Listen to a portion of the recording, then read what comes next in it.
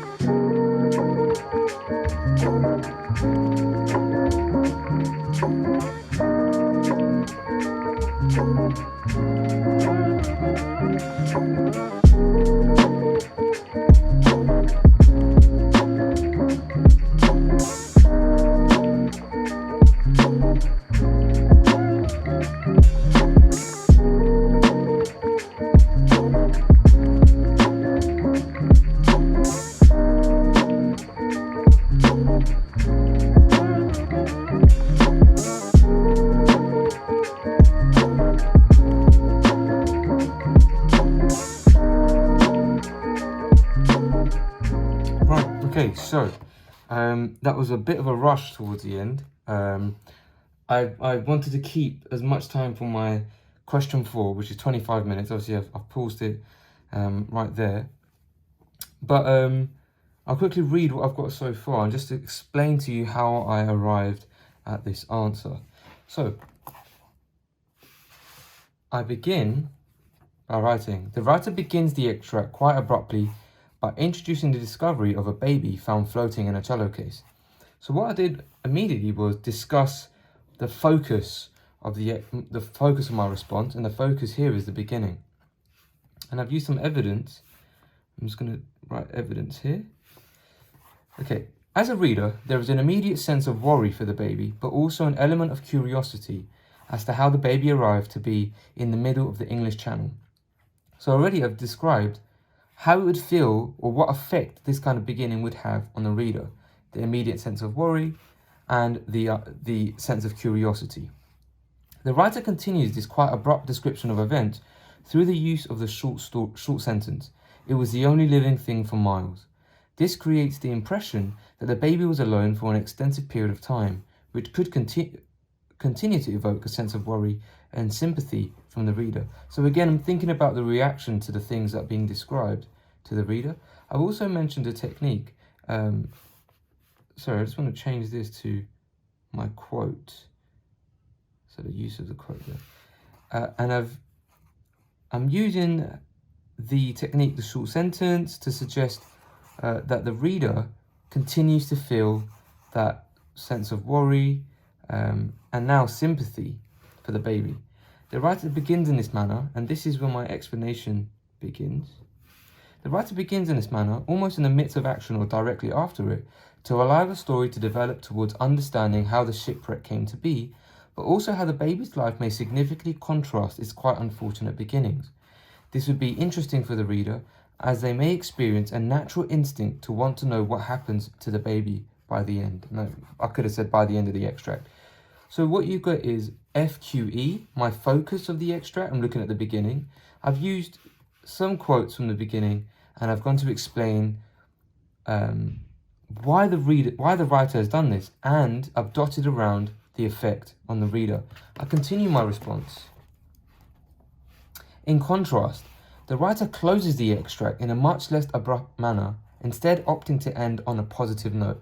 So now my focus is on the end of the extract, and I'm thinking about how it has changed from the beginning to now being on a positive note. The writer turns our attention to Charles Maxim and his playful and quite innocent interaction with the baby. As a reader, our initial fears and worries for the baby are quashed as we recognise Charles as a figure who is not immediately adept at looking after the baby, but is willing to accommodate his life to better the life of the baby. So I'm thinking about the innocent interaction with the baby, and the fact that the writer turns our attention to it. And that is not necessarily a quote, but that's my textual reference there. That I understand that we come to the point where Charles Maxim and the baby are having, albeit a one-sided interaction, but it's quite playful and innocent. And I go on to say, the reader's interest is maintained here as we encounter the quite comical nature of Charles, and we begin to ponder how the two characters will go on to blossom again by the end of the story now. So not just the extract, by the end of the story. So I've gone on to explain again I'm going to explain, let's annotate here, what the effect is on the reader, how the reader's interest is maintained as well. So I'm always linking back to the reader's interest in my response. So again, that took me a little bit longer. It took me about 13 minutes or so, starting from the 38-minute mark. But that's okay, because we had that 3 minutes saved up, so we were able to have that time just to expand. Could I have said more in this paragraph? Of course, there's always a little bit more to say, but because we want to save as much time for question 4, we're going to leave it there and move on to question 4. Hope you enjoyed this video. Please remember to like and subscribe, and I'll see you in the next one.